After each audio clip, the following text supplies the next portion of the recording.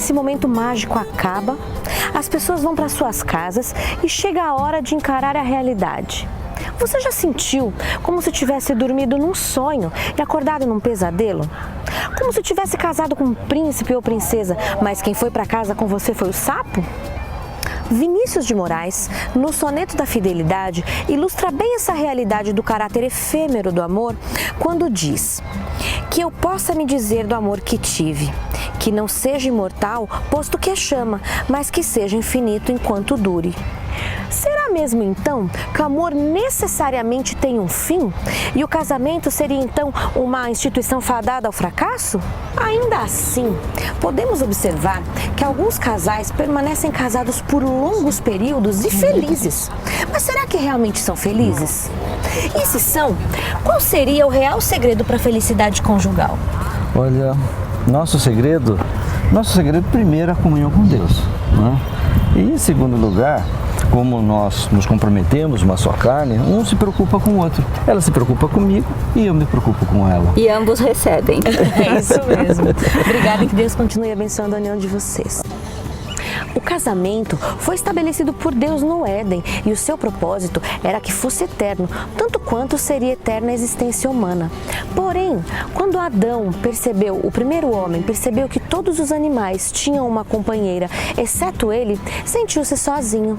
Mas em Gênesis 2,18 podemos ler: não é bom que o homem viva sozinho, vou fazer para ele alguém que o ajude, como se fosse a sua outra metade. Era o propósito do Criador que houvesse uma companheira também para Adão. Este propósito é válido ainda nos dias de hoje. Mas então, como fazer para que a felicidade que foi experimentada nos primeiros anos do casamento possa ser duradoura e que possamos ser felizes em todas as áreas do casamento, inclusive no que diz respeito à sexualidade? Onde é então que os casais se perdem? Relacionamentos e sexualidade dentro do casamento. Este é o tema do programa Vida Viva que começa agora e a convidada para debatermos este assunto é a apresentadora Darleide Alves.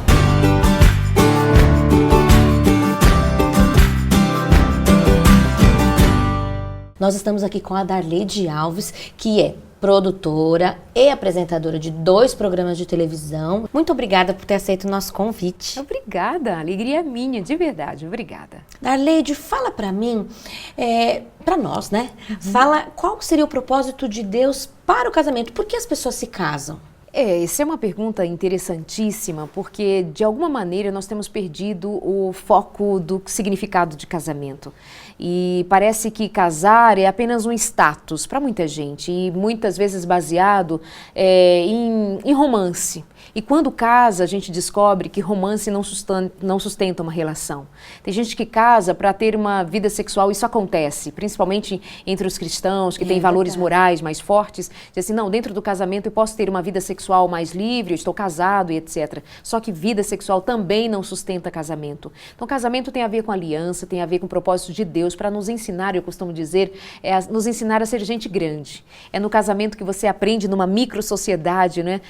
Numa vida, numa parceria, muito tete a tete, como é que você lida com as diferenças, como você lida com o outro, como você se torna compassivo, misericordioso. Só que casamento muitas vezes perde esse propósito de vista porque nós entramos com argumentos muito egoístas. Eu quero ser feliz, eu quero ter, eu quero ser, mas que o outro me faça. Eu. Sempre né? eu. E em casamento isso não funciona. O foco deveria ser o outro, né? O outro. Caso para fazê-lo feliz, caso para... Pensando sempre... Então, casamento, pensando no outro, é para ser feliz, para fazer feliz, tem que ter essa disposição de olhar melhor para o outro, ter misericórdia do outro, ter compaixão do outro. E você ganha de retorno o que você entrega. Amor, você entrega paciência, você entrega benevolência, você se entrega para o outro. Isso é casamento. Aí tem alguém que vai dizer assim, mas doutora Mariana, Darleide, eu não tenho do outro, eu não recebo do outro. No meu casamento, hoje, eu só entrego, eu só me dou, eu só me faço amar, Sinto enfim. que é uma mão só, Uma mão né? só, não recebo do outro. Então a gente já começa a ter um casamento de mão única que não representa casamento de fato. Casamento no plano de Deus são 2 sendo uma só carne, um só propósito, uma só ideia a respeito do que espera da vida, claro, sem perder a individualidade maturidade, como a gente sempre reforça. E, na sua opinião, a sua experiência aqui entrevista várias pessoas, que fala sempre sobre relacionamento, estuda muito esse assunto, por que aquilo que... Vamos supor que a pessoa casou realmente apaixonada, amando, entendendo que era a pessoa correta. Por que isso se perde no meio do caminho? Porque justamente as pessoas mudam, é a primeira coisa, as pessoas mudam. E isso precisa ser considerado num relacionamento. Tem gente que entra num relacionamento e tem N problemas para administrar esse relacionamento. Questões que não consegue atender no outro ou que não é atendido e insiste num num relacionamento que não é produtivo, não é construtivo. E muitas mulheres, principalmente mulheres, Mariana, pensam assim, não, depois do casamento muda. Não, depois do casamento, e a mulher também tem aquela questão maternal de acolher, não, eu vou dar um jeitinho, eu vou dar colo para ele, vou dar colo, e as coisas vão mudar, mas não muda, as questões não mudam depois que você assina um papel ou recebe a bênção do líder religioso, enfim, segundo o que você entende sobre casamento. Então, quando nós começamos um relacionamento, ele vai bem, etc, e mudam. Por quê? Porque as pessoas mudam. E outra questão é que nessa mudança, muitas vezes, em vez de nós mudarmos para melhor, nos tornarmos mais excelentes, mais nobres e sermos menos egoístas, nós vivemos num tempo em que as pessoas estão sendo levadas a viver cada vez mais em função de si mesmas. E nesse momento a gente se perde do outro e a gente vive em torno do nosso umbigo e eu quero ser feliz, eu quero ser atendida, então já era. A gente não consegue manter um casamento e um relacionamento feliz quando eu estou entendendo que só eu preciso ser atendida. E essa velha frase, né? Eu mereço ser feliz. Às vezes você não merece porque você não trabalhou para ser. E você acha que existem alguns momentos que são mais críticos?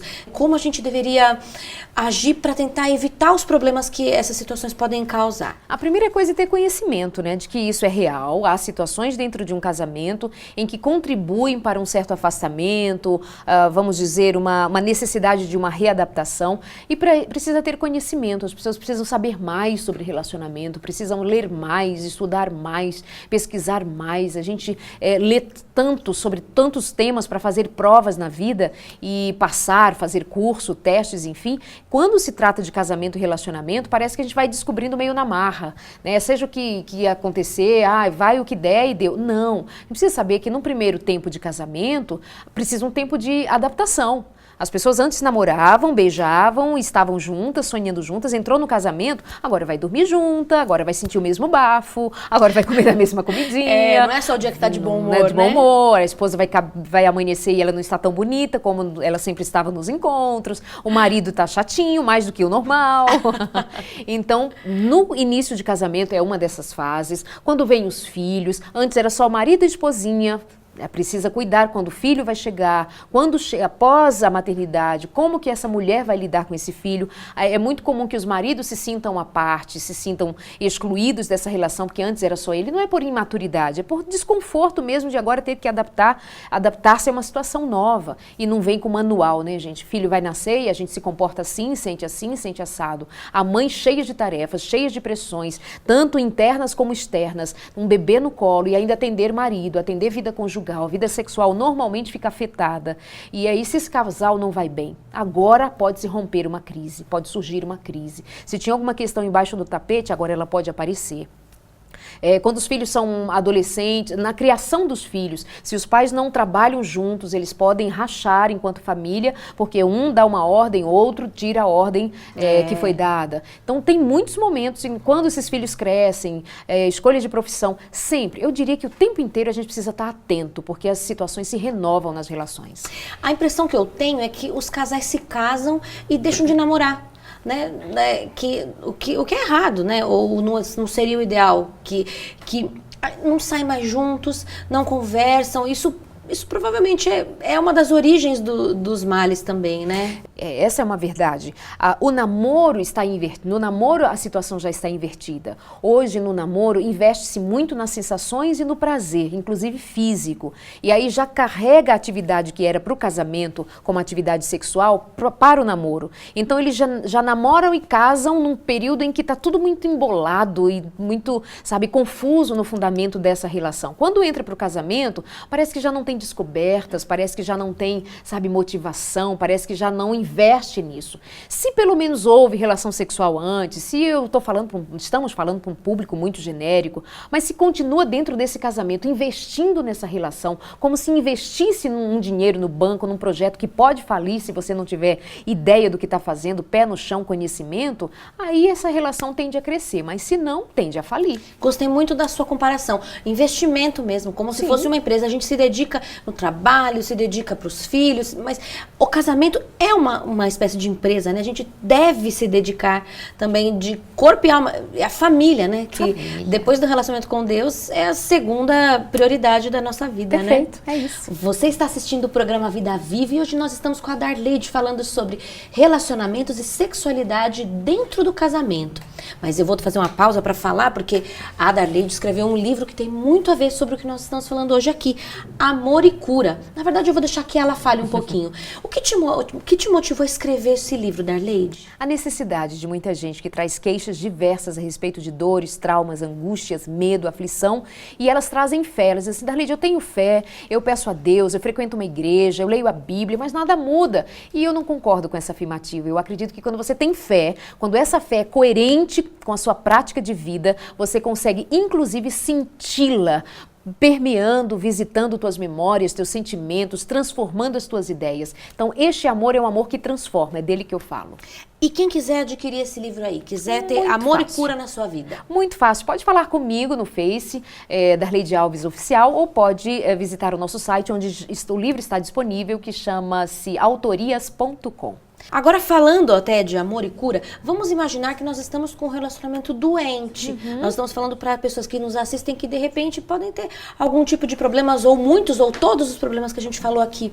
Qual seria o caminho para que a gente ache a cura para esse relacionamento? Uma vez que a gente pensa, nós temos a formação cristã e pensamos que o divórcio talvez não seja a primeira solução, ou a solução, talvez seja fácil, mas não a ideal, né? Como é que a gente busca o caminho da cura? A primeira questão é se reconhecer numa necessidade em que possibilite ser livre até para pedir ajuda. Às vezes, quando nós estamos inseridos num contexto de dor, a gente não tem visão adequada de qual caminho tomar. É ideal que as pessoas entendam que a primeira coisa é reconhecer o contexto em que ela se encontra e se ver nesta situação como responsável também, corresponsável por uma situação que está criada. Às vezes, quando nós estamos num problema, essa relação está doente, eu aponto muito a dificuldade do outro, eu acuso o outro. E não é uma questão de acusar, é que de fato ele Darleide. De fato, ela é responsável. Eu sempre jogo isso sobre o outro. E aí eu me excluo. E quando eu me excluo da situação, então eu fico vulnerável a sair pela tangente mais fácil. Então a questão é reconhecer o ambiente criado, que você tem responsabilidade nele e que as mudanças que você espera não acontecerão na vida do outro, mas na sua vida. Disso eu falo muito no livro. A necessidade que nós temos de começar as mudanças a partir de nós mesmos. Em mim, sempre. Eu não posso esperar que as coisas mudem no outro. Não pode ser o marido que mude primeiro para depois eu ser feliz. Não, é antes em mim, meu comportamento. Meus pensamentos, minhas palavras, minhas atitudes de modo geral, eu preciso rever. E a partir das mudanças que eu produzir, com certeza, algo muda fora de mim. É uma coisa interessante, enquanto você estava falando sobre isso, eu fiquei pensando, isso deve afetar de modo geral a vida do casal, inclusive na área sexual. A sexualidade fica alterada. Mais para a mulher do que para o homem, né? Porque o homem, a impressão que eu tenho é que às vezes consegue desconectar, pode até estar não tá tão bem na parte da conversa, do relacionamento, mas ele consegue se relacionar. A mulher não. Como é que você vê essa situação da sexualidade frente a esse casamento que está meio problemático, meio abalado? O sexo, ele aponta para situações, se ele está ruim, ele vai apontar para situações que estão ruins fora da cama.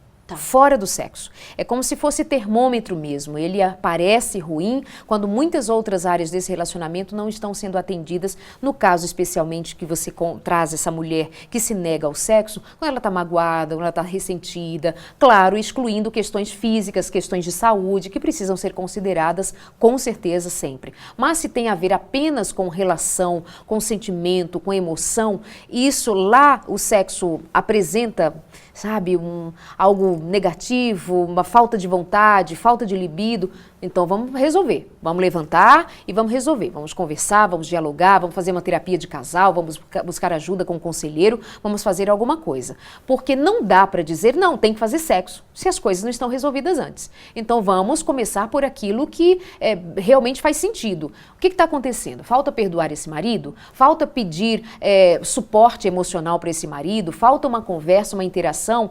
Porque tem mulher também que esconde porque o marido não responde. Ela chama para uma conversa, ele não conversa. Eu costumo dizer para as mulheres, não chama o marido para conversar. Usa de estratégias, usa de outras maneiras, não chama. Quando ele perceber, ele tem que estar envolvido num diálogo, mas se chamar para conversa, já fugiu. Então, a vida sexual, ela responde muito fazendo referência ao dia a dia do casal. E como que eu sei o momento de procurar ajuda? Quando você sente que está sofrendo. Bateu o sofrimento, a angústia, você já revisitou seus comportamentos, você já revisitou a sua contribuição nessa relação, qual é a sua parte, tentou modificar em você mesma, em você mesmo, tentou fazer a sua parte, automaticamente você vai perceber diferenças fora. Quando você tem dificuldade de reconhecer-se, de se ver nessa relação como parte dela, então você vai buscar ajuda. Ah, mas o meu marido ele tem que fazer uma terapia de casal. Faz primeiro você, busca primeiro você. Quando você começar a se modificar, o outro vai ser trazido para isso com muito mais facilidade. Você aconselha que a gente busque ajuda, por exemplo, de pais, de familiares, ou você acha que a gente deve realmente procurar ajuda profissional? Eu prefiro a ajuda profissional ou de um conselheiro à parte. Pode ser alguém da família, pode ser um pastor, mas com muito cuidado, porque os que são da família, eles estão comprometidos e muitas vezes eles tomam partido. Então, se são os pais, vai proteger a filha. Ou tem pais que protegem o genro e vice-versa. Então, precisa ter cuidado com isso.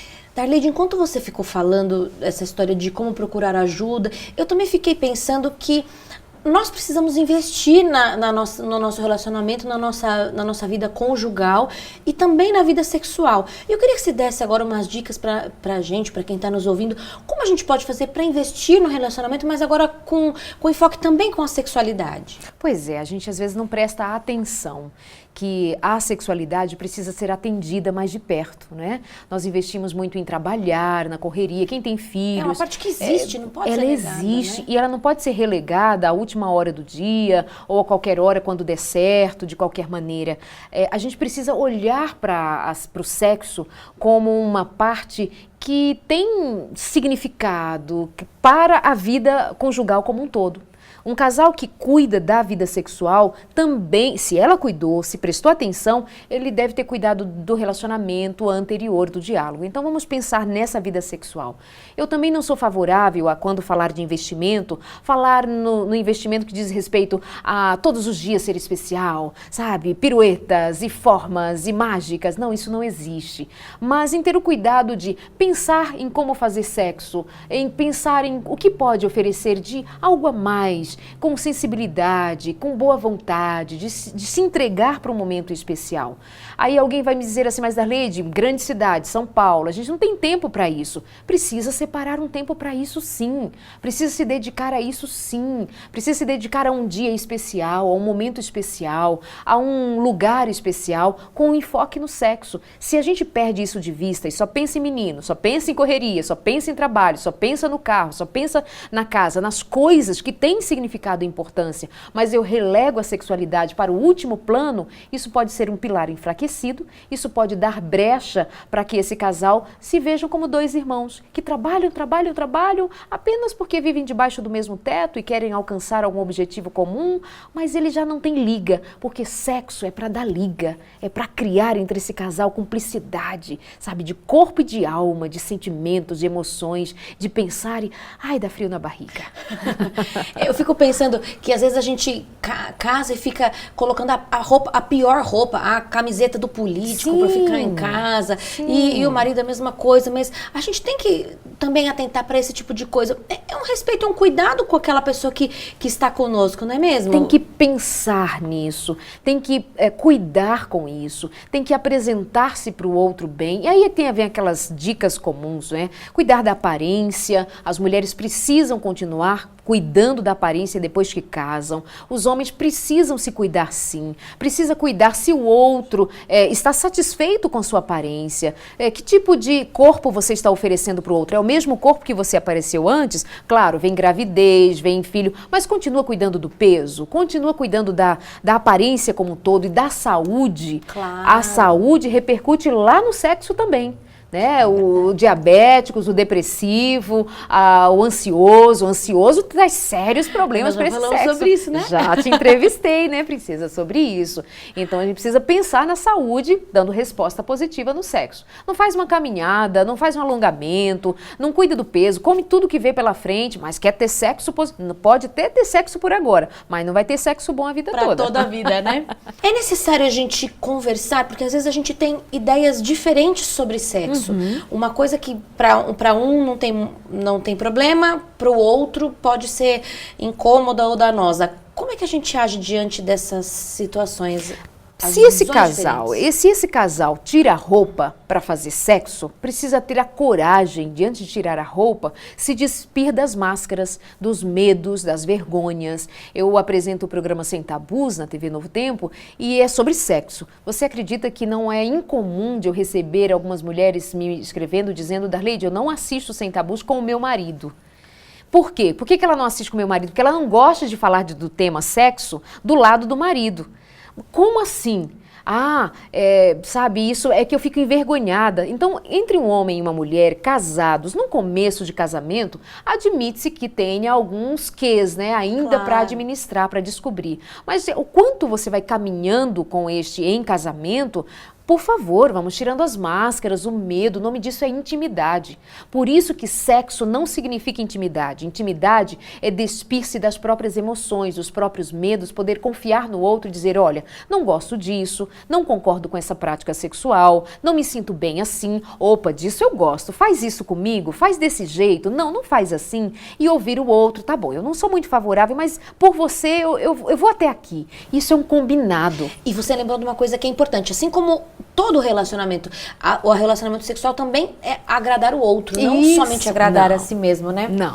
O nosso momento da entrevista está chegando ao fim. Que pena! Eu queria que você deixasse uma mensagem para quem está nos ouvindo e nos assistindo. Então, eu vou falar para os casais, né? Faça a sua parte, considere você nesse todo. E não somente o outro, ela não me corresponde, ele não me corresponde. Por favor, pense em você, na sua responsabilidade que tem. Aí eu fecho dizendo uma coisa muito simples, mas é para você pensar. É o seguinte, todo homem tem a mulher que ele faz. Toda mulher tem o marido que ela faz. Faça a sua parte e faça bem. Darleide, como a gente fica feliz de receber você aqui no Vida Viva. Você vai voltar mais vezes aqui conosco, viu? Fale conosco, curta a nossa página nas redes sociais, assista os programas que estão lá, que você não conseguiu assistir até o final, e peça o livro Viva com Esperança. Nós queremos que você tenha mais qualidade de vida nos seus relacionamentos, no seu trabalho, de modo geral. E agora você vai ficar com uma mensagem espiritual toda preparada para você.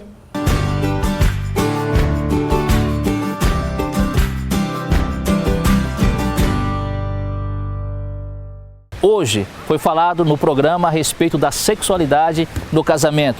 E nada melhor do que um parque para nós entendermos a beleza da natureza, este local que traz paz, este local esplêndido. E assim é o casamento, é um local de paz, é um lugar esplêndido que foi fundado pelo Senhor. Mas o que a Bíblia nos diz a respeito do casamento? O que a palavra de Deus nos fala a respeito desta instituição tão maravilhosa que é o casamento? Nós vamos abrir a palavra de Deus em Gênesis capítulo 2, o versículo 23. E a palavra do Senhor nos diz assim: E disse o homem: Esta afinal é osso dos meus ossos e carne da minha carne. Chamar-se-á varoa, porquanto do varão foi tomada. Por isso deixa o homem pai e mãe e se une à sua mulher, tornando-se os dois uma só carne. O que a palavra de Deus está nos dizendo? A palavra de Deus está nos dizendo que o casamento é uma bênção de Deus. O casamento precisa ser praticado. Deixa o homem o seu pai e sua mãe e une-se à sua esposa. Quando nós entregamos a nossa vida, a nossa esposa, quando entregamos a nossa vida ao nosso marido, existe felicidade, porque Deus está presente e Deus precisa estar presente no casamento. Você deseja alegria no seu casamento? Você deseja felicidade no seu casamento? Você deseja ter esse encontro com a paz no casamento? Nada melhor do que colocar Deus no casamento. Aí, meu amigo, a sexualidade será perfeita no casamento, porque será praticada com alegria, com amor e não por obrigação. O que a palavra de Deus está nos dizendo é que nesta união não existe nada melhor do que Deus no casamento. E eu pergunto a você, Deus tem estado em seu casamento? Deus tem participado do seu casamento? Se não tem participado do seu casamento, chegou o momento de Deus participar do seu casamento. Coloque o seu casamento nas mãos de Deus e você terá paz, você terá alegria, você vai conseguir galgar os sonhos que você estabeleceu um dia no altar com a sua esposa e com o seu marido. Querido, este é o momento de você entregar a sua vida, a vida da sua família ao Senhor Deus. Lembre-se, a esposa que está aí ao seu lado foi um presente de Deus para você. O marido que está aí ao seu lado foi um presente do Senhor. E por que não sentir esta paz do casamento, tal qual estamos sentindo neste momento, neste parque, com a natureza esplêndida e pelo poder de Deus na nossa vida? Então, coloque Deus na sua vida. Entregue este amor na mão do Senhor e você terá alegria e alegria para sempre. Eu quero fazer um convite especial a você. E eu sei que você deseja ter alegria e paz no seu casamento. E nada melhor do que participar conosco na Igreja Adventista Central de São Caetano do Sul. Aqui você poderá, pelo poder de Deus, encontrar-se com o Senhor, receber as bênçãos de Deus para a sua vida, participando do louvor ao Senhor e fortalecendo a vida dois, fortalecendo a vida no seu casamento. Eu sei que você precisa, todos nós precisamos, e nada melhor do que comungar com Deus e com os nossos semelhantes para receber as bênçãos do Senhor. Por isso, querido, conheça um pouco a respeito da nossa igreja, a Igreja Adventista de São Caetano do Sul.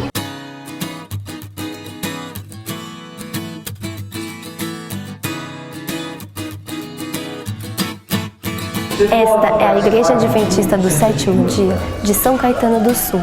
Aqui passamos momentos agradáveis junto aos nossos amigos e familiares. Quando a gente vai na igreja e a gente conversa com as pessoas e percebe que elas têm as mesmas dificuldades que a gente, que elas passam pelos mesmos problemas que a gente, e mais do que isso, que elas têm as orações, as respostas dessas orações respondidas também, a gente se anima, a gente fica feliz, a gente aumenta a nossa confiança em Deus. Então eu penso que essa comunhão na igreja fortalece a nossa fé, por isso que é importante a gente frequentar a igreja. Alguns dizem assim, não é necessário estarmos numa igreja porque basta o que eu tenho no coração, né? Mas dividir o que nós temos, aquilo que nós aprendemos entre irmãos, dentro da igreja, faz toda a diferença no nosso dia a dia, assim.